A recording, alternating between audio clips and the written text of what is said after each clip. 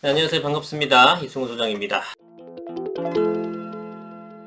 자, 오늘은 2022년 대출 규제가 시행되는데 이에 따른 전반적인 전망 그리고 여러분이 갖고 있는 주택 수별로 어떻게 전략을 짜야 될지 이거에 대해서 한번 말씀드리도록 하겠습니다. 자, 21년의 마무리가 슬슬 되고 있고 22년이 코앞으로 다가왔는데 내년에는 대선도 있고요. 또 코로나가 어떻게 전개가 될지 장기화가 될지 아니면 마무리가 될지 가늠해 볼 수 있는 그런 한 해가 될 것 같기도 합니다. 자, 그리고 금리 인상이 지속될지 여부도 굉장히 궁금하고 또 국제적으로는 미국이 테이퍼링을 시작하고 또 금리 인상이 언제쯤 되는지 이런 거에 대한 시기도 지금 얘기가 분분한데요.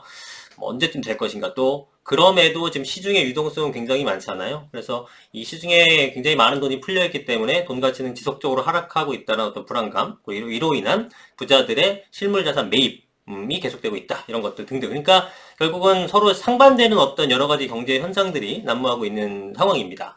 지금 제가 언급한 것들은 뭐 아주 일부분으로서 빙산의 일부일 뿐이고 사실은 고려해야 할 것들이 너무나 많죠. 예. 그리고 오늘은 중점적으로 대출 부분에 대해서 좀 말씀을 드리려고 하는데 내년 초부터 대출 규제가 시행되는 거 알고 계시죠? 원래 7월달, 내년 7월달 하반기부터 시작하려는 거를 6개월 앞당겨서 DSR 2단계가 시작되는데 이 한도가 되는 거라서 여러분들은 내년에는 더더욱 대출 총액이 늘어나기 어렵다라는 거예요. 은행 총량은 이제 새해가 되면서 새롭게 리셋되기 때문에 이제 풀리지만 여러분 개개인이 받을 수 있는 것들은 이제 한도는 좀 줄어든다 이렇게 생각하시면 될 것 같아요. 자, 그러면 주택수별 전략을 생각해 볼게요. 어차피 지금 상황에서 다주택자들은 별다른 포지션이 없습니다. 예, 저도 다주택 규제가 강화되고 나서 주택에 대한 투자 포지션이 사실상 멈췄거든요. 예, 뭘 할 수가 없는 상황이라고나 할까? 그러니까 가격은 계속 올라가고 있기 때문에 자산의 어떤 그 가격은 느는 거지만 추가로 뭘 하겠다라는 생각이 쉽게 안 들어가죠. 예, 그래서 뭐 꼼짝마인 상태가 돼버리는 겁니다. 근데 이제 종부세 같은 것들이 이번엔 다주택자들한테 굉장히 좀 충격으로 다가왔는데 세금에 대해서 미리 이제 대비하신 분들도 있고 못하신 분도 있을 텐데 대비를 못하신 분들은 이번에 종부세 때문에 억소리가 났죠. 저는 이제 거주주택 외의 나머지 주택들에 대해서는 18년 9월달 전에 전부 다 주임자 등록을 해놨기 때문에 종부세에 대해서는 뭐 걱정은 안 하고 다주택자 분들 중에서 이런 주임사를 하지 못했거나 내지는 18년도 9월달 이후에 매입한 분들은 어떤 주임사에 대한 대안이 없었기 때문에 우회로서 증여를 통해서 이제 어떤 그 해결법을 찾으셨던 거죠. 최근에 뭐 증여가 역대 최대치다 뭐 이런 얘기 많이 들어보셨잖아요. 그런 것들이 이제 종부세를 회피하기 위해서 그렇다고 팔긴 좀 아깝고 그래서 자녀한테 증여하는 경우가 많았다라는 것이 바로 그런 내용 때문이겠죠. 자, 그런데 주임사 등록도 못했고 또 증여도 하지 못했다. 이런 분들도 있을 겁니다. 그런 분들이 이번에 폭탄을 좀 맞은 건데 이런 분들은 고민이 많아요. 종부세가 무시무시했기 때문에 내년에 더 세일 거기 때문에 그럼 그 중에서 자산 여력이 좀 부족한 분들이나 무리한 대출을 받아서 좀 버티기가 힘든 분들도 많진 않지만 있을 겁니다. 이런 분들은 좀 매도를 고려하겠죠. 자, 그러면 다주택자 1주택은 사실상 종부세가 안 나옵니다. 정말 무지막지하게 비싼 거 아닌 이상은 애지간하면은 다 공제가 됩니다. 부부 공동명의를 할 수도 있고 1주택 명의라고 하더라도 지금 이번에 상향돼서 11억까지 공제가 되고 뭐 장기보유 공제, 뭐 고령자 공제 굉장히 공제가 많은 편입니다. 그래서 1주택 같은 경우는 종부세가 크게 걱정이 없고 2주택이 사귀면서 굉장히 좋은 것들을 갖고 있는 분들이 이제 좀 고민이 될 겁니다. 그것도 이제 분산해놓지 못하고 자기 명의로 혼자 명의로 했을 경우에 자, 이런 분들이 만약에 그 시장에 매물을 던진다면 어떤 부동산을 매도하게 되겠습니까? 예, 여러분들이 이 정도는 이제 상식이니까 쉽게 답할 수 있으리라고 생각이 들어요. 좋은 지역과 나쁜 지역이 있어요. 어떤 걸 팔아요? 핵심 지역, 비핵심 지역이 어떤 걸 팔겠습니까? 당연히 비핵심 지역의 주택을 먼저 매도하게 되겠죠. 예, 서울과 지방이다. 그러면 지방. 그리고 서울과 경기다. 그럼 경기. 그리고 뭐 강남과 강북이다. 그럼 강북. 뭐 이런 것들을 대체로 파는 거예요. 뭐 전체적으로 그렇다라는 거고 항상 그런 건 아니겠죠? 도봉구에 있는 구축 아파트와 판교에 있는 신축 아파트다. 그러면 서울 경기가 중요한 게 아니라 당연히 도봉구를 팔아야겠죠. 그러니까 어떤 개념인지 이해가 되시죠? 제가 말씀드리고자 하는 개념이 안 좋은 주택을 먼저 판다라는 거예요. 이렇게 해서 종부세라는 것은 결국은 뭐냐면 똘똘한 한 채 보유 현상을 더욱더 강화시키는 그런 어떤 제도라고 보시면 됩니다. 아시겠죠? 이걸로 인해서 종부세로 인해서 똘똘한 한 채의 보유 현상이 점점 강해지는 그런 현상을 나타내게 되는 거예요. 자, 대출 규제 얘기를 해볼게요. 여러분이 지금 예를 들어 마포구에 한 20억 원 아파트를 구입하려고 해요. 실입주를 하고 싶어요. 현금은 10억 원이 있습니다. 여러분 그 집 살 수 있습니까? 현금이 좀 부족해서 부담스러우시다면 현금 한 15억 정도 있다고 가정해 볼게요. 현금 15억으로 20억짜리 뭐 이 정도면 살 수 있어요? 못 삽니다. 왜냐하면은 현재 특이과열지구에서 15억 이상의 아파트에 대해서는 대출이 규제가 아니라 대출이 불가입니다. 아예 안 해줍니다. 예, 이 정책이 12, 16 대책 나왔으니까 2년 딱 됐거든요. 예, 그러면 2년 동안 대출을 규제가 아니라 대출을 아예 안 해준 이런 대출 불가 상태에서 15억 이상 아파트 가격이 떨어졌느냐? 아니죠.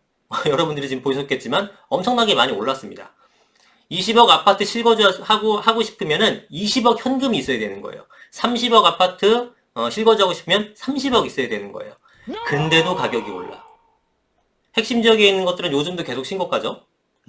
이게 뭘 뜻하는 거냐면은 현금 부자가 엄청나게 많다라는 겁니다. 네. 그리고 그들은 특정 지역, 그러니까 핵심 지역만 매수하는 그런 모습을 보이죠. 그러니까 대출 불가에도 불구하고 가격이 상승하는 겁니다. 점점 어떤 그들만의 리그, 그들만의 성이 구축되고 있는 거예요. 나중에 점점 일반 사람들은 그런 지역을 범접하기 힘든 그런 모습이 될 겁니다. 희망을 아예 갖지 못하는 현상이 생겨날 거예요. 그러니까 돈은 많습니다. 그 돈은 많은데 그런 분들이, 돈이 많은 분들이 뭐 그 돈을 다 코인에 둘까요? 암호화폐 같은 거 할까요? 돈이 꽤 많은 부자들이 그걸 하겠습니까? 안 하죠. 그러니까 만약에 내가 한 300억 있어. 그러면 한 10억 정도 뭐 일어나 안 일어나 그만이니까 10억 정도 운용해 볼까? 이럴 수는 있어요. 근데 대부분의 포트폴리오를 그렇게 위험 자산에, 변동성이 큰 자산에 넣겠습니까? 여러분 자산이 많은데? 못해요. 절대 못합니다. 여러분들 돈이 많은 분도 있고, 뭐 아직 그러지 못한 분도 있겠지만, 돈이 많아지게 되면 점점 안전자산 위주로 가게 돼 있습니다. 소위 조금 먹더라도 안전한 거 하고 싶어요. 돈이 없을 때는 공격적으로 해야죠. 네?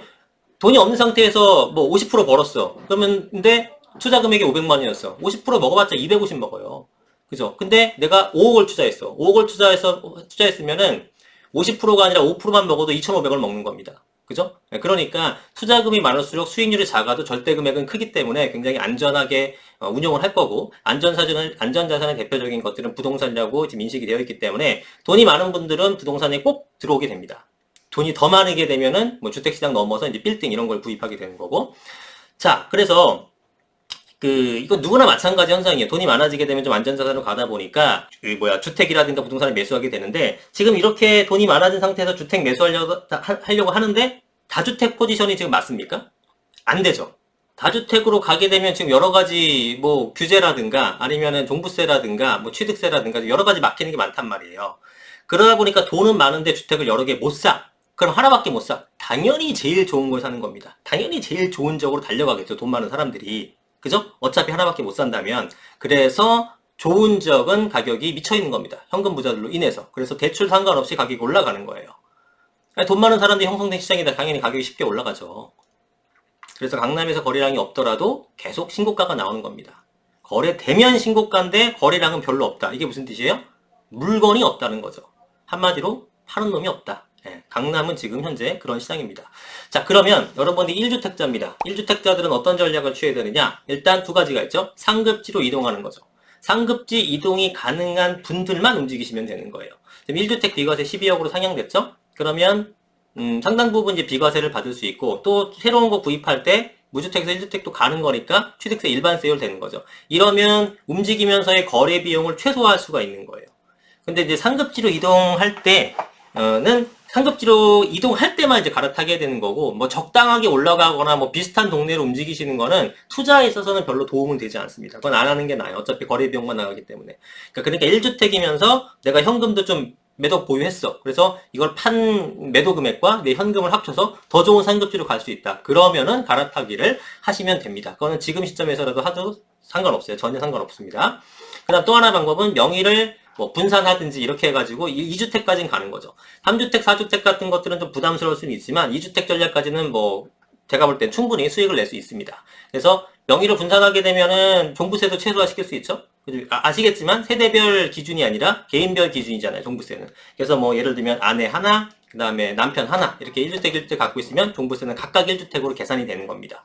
자, 그래서 가격 상승 시에는 어쨌든 두 채니까 뭐 한 채 갖고 있는 것보다는 산술적으로 두 배의 수익을 올릴 수가 있는 거죠.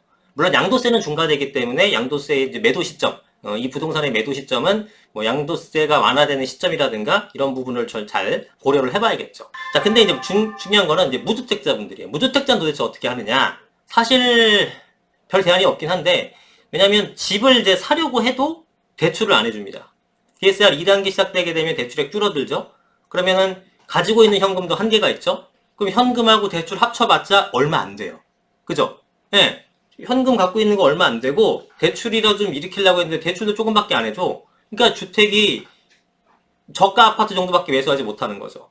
근데 DSR 규제에서 제외되는 이 서민금융상품 같은 것입니다. 서민금융 그러니까 상품들 있잖아요. 햇살론이니 뭐 이런 것들, 그런 것들은 이제 그 규제에서 좀 빠져 있고, 그런 것들 위주로다 보니까 아무래도 뭐 보통 6억 원 이하라고 하잖아요. 6억 원 이하 주택이 상대적으로 규제가 덜하다 보니까 이러한 저가형 아파트는 움직일 것이다. 무주택자가 구입하려면 그거밖에 못 사기 때문에 이렇게 예상할 수 있는 거죠. 저번에 기사에서 보니까 서울에서는 6억 이하 아파트가 11% 정도라고 합니다. 10채 중에 한 채밖에 없는 거예요. 6억 이하는. 뭐 도봉구나 금천구나 중랑구 뭐 이런 쪽이겠죠. 그리고 이제 경기도 또 약간 외곽으로 나가야지만 이러한 저가 아파트를 만날 수 있겠죠. 6억 이하 아파트들. 근데 여러분들의 직장이 서울입니다. 그 다음에 또 뭐 경기도야. 보통 서울 수도권에 회사들이 많잖아요. 돈에 맞춰 직장이 여기인데 그 돈에 맞춘다고 해서 여러분들이 지방 뭐 충청도니 강원도니 이런 데 가서 집을 구입할 수는 없는 거잖아요.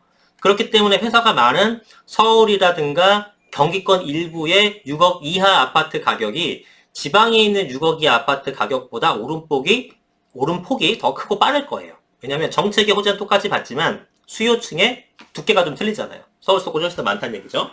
그래서 그런 어떤 저가 아파트의 움직임은 있을 것이고, 또 무주택자분들 중에서는 무주택 전략을 계속 유지할 분들도 있을 거예요. 안타깝게도.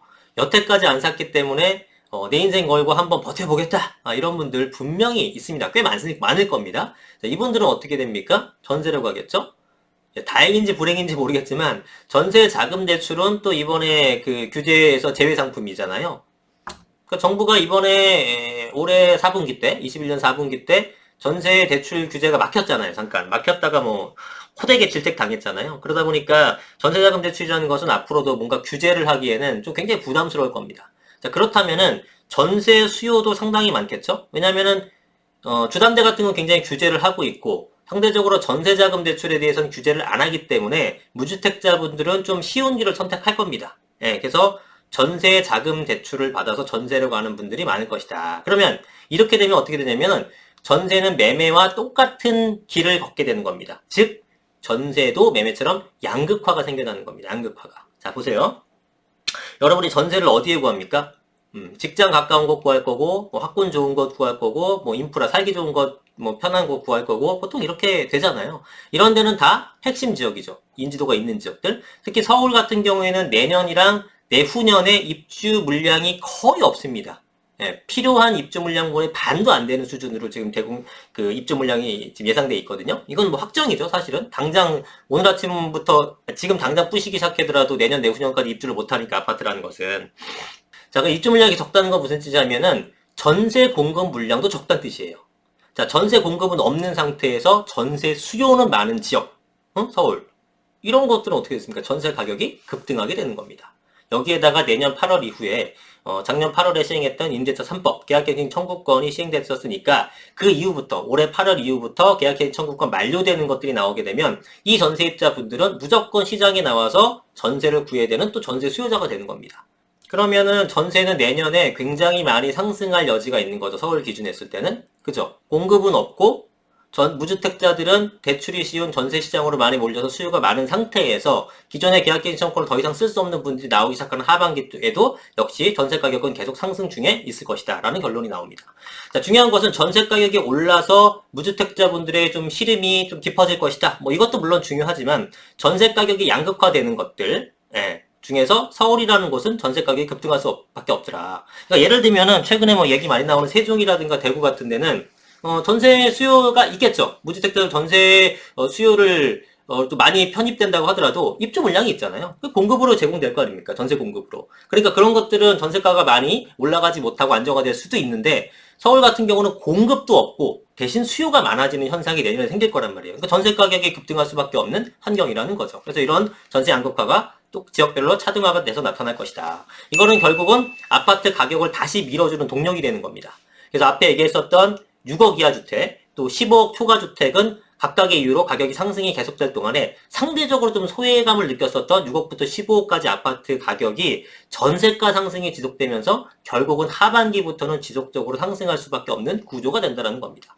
좀 정리를 해보자면 상반기, 하반기 내내 6억 이하라든가 15억 이상 아파트의 주택 상승 움직임은 계속될 것이고 6억부터 15억까지는 전세가 상승에 의한 매매가 밀어올리기로가 예상되기 때문에 전세가가 일정 부분 상승하는 상반기에 계속 올라가고 하반기부터 더 올라간다는 거 가정하게 되면 하반기부터는 매매가가 꾸준히 상승할 것이다. 이 정도로 예상해 볼 수가 있는 거죠. 지금 전세가 비율이 낮으면요, 매매가도 잘 못 올라갑니다. 당연히. 그죠? 뭐 상식적이잖아요? 그런데 서울 같은 경우는 지금 한 55% 전후를 유지하고 있습니다. 전세가 비율이. 뭐 아직도 굉장히 높은 구간이죠. 전세가 비율이 한 50%만 되더라도 갭 투자가 여전히 있거든요. 예. 보통은 한 45% 내외 정도 되게 되면은 이제 전세가가 매가를 좀 잘 밀어 올려주지 못합니다. 근데 지금 55% 선이고 서울이 전세가도 많이 올라갔기 때문에 매가가 그렇게 높아져도 전세가 비율이 55%대 유지를 하고 있고 55% 선에서 지금 올해 그러니까 22년도죠. 22년도에 지금 전세가가 상승할 환경이 되어 있으니 여기서 더 올라가서 60%가 더 넘어가게 되면은 다시 매가가 올라가는 구조가 된다. 이 얘기를 말씀드리는 겁니다. 자, 이해되셨고, 그 다음에 요즘 금리 인상 얘기 많이 나오는데, 제가 누차 말했지만, 금리 인상이라는 것이 부동산 가격에 미치는 영향력이 여러분 생각보다는 그렇게 크지는 않습니다. 자, 일단 금리 자체가 올려봤자 저금리고요. 가계부채는 많다고 한들 여러분 뭐 자산 안 늘었습니까? 자산이 늘면 부채도 느는 것은 당연한 거지, 그렇게 위험한 건 아니에요. 보세요. 예를 들면 여러분 재산이 1억일 때 5천만 원을 빌렸어요. 근데 내 자산이 5억으로 늘어났습니다. 그러면서 대출도 늘려서 1억 5천만 원이 됐어요. 그러면은 5천만 원짜리 대출이 1억 5천만 원 대출이 됐으니까 무려 3배가 늘었죠. 5천에서 1억 5천으로. 그럼 이게 위험해진 거라고 기사에서 계속 얘기를 하는데 엄청나게 늘었기 때문에 이게 위험해진 겁니까? 대출이 5천만 원일 때는 자산 1억이었기 때문에 자산 대비 부채 비중이 50%였던 거고 대출이 1억 5천만 원일 때는 내 자산이 5억이 됐기 때문에 자산 대비 부채 비중은 30%로 오히려 줄어든 거예요. 건전해진 거예요, 더. 대출 금액 자체는 높아졌지만 내 자산 대비 비중이 줄어들기 때문에 더 건전해진 겁니다. 근데 온갖 기사에서는 그런 내용은 없고 5천이 1억 5천 됐기 때문에 부채의 가액, 절대 금액 자체, 수치 자체가 높아졌다 이것만 강조하게 되면서 떠드는 거죠. 그죠? 이거는 잘못된 오류죠, 오류. 잘못된 오류라기보다는 답답한 얘기 하는 겁니다. 대출 규제는 일시적으로 또 단기적으로는 가격에 영향을 미칩니다. 우리가 요즘에 느끼는 거지만 대출 규제로 인해서 집을 못 사게 어거지로 만드니까 거래량이 없으면서 가격이 주춤하잖아요. 그죠? 예. 근데 현실적으로 뭐 저가형 주택이라든가 뭐 전세자금 대출에까지 규제를 가할 수 없는 구조적 한계가 있다 보니까 이러한 쪽에 힘이 쏠리게 되죠. 그러면서 가격이 상승하게 됩니다. 저가 아파트가 상승을 하게 되고 전세자금 대출에 의한 전세 보증금 상승을 하게 됩니다. 그리고 뭐 고가 아파트는 뭐 부자들이 현금이 많으니까 상승하는 거고 이런 식으로 장기적으로 가격 상승 잠재력이 커지게 되면서 결국은 가격이 오를 수밖에 없는 구조가 되는 거예요. 그래서 이런 대출 규제는 단기적으로는 가격을 좀 안정화시키는 것처럼 보이지만 결국은 그 상승 압력 자체를 어거지로 눌러놓은 거지 그 자체의 어떤 그 가격에 대해서 내재 가치가 꺾인 건 아니라는 겁니다. 내용이 좀 어려웠나요? 하여튼 좀 반복해서 보십시오. 좀 이해가 안 되시는 분들은 오늘 영상에 좀 중요한 내용인데 내용이 뭐 듣는 분에 따라 좀 어려울 수도 있을 것 같습니다. 하여튼 22년도 대출 규제로 인한 전략과 그 다음에 지금 현재 여러분들 주택수, 무주택자, 1주택자, 다주택자의 지금 포지션을 어떻게 꾸며 나가야 되는지 그 다음 대출 규제로 인해서 가격대별 아파트가 어떻게 움직일 것인지 상하반기로 나눠서 말씀을 드려봤습니다. 오늘 영상 여기까지 하겠습니다. 감사합니다.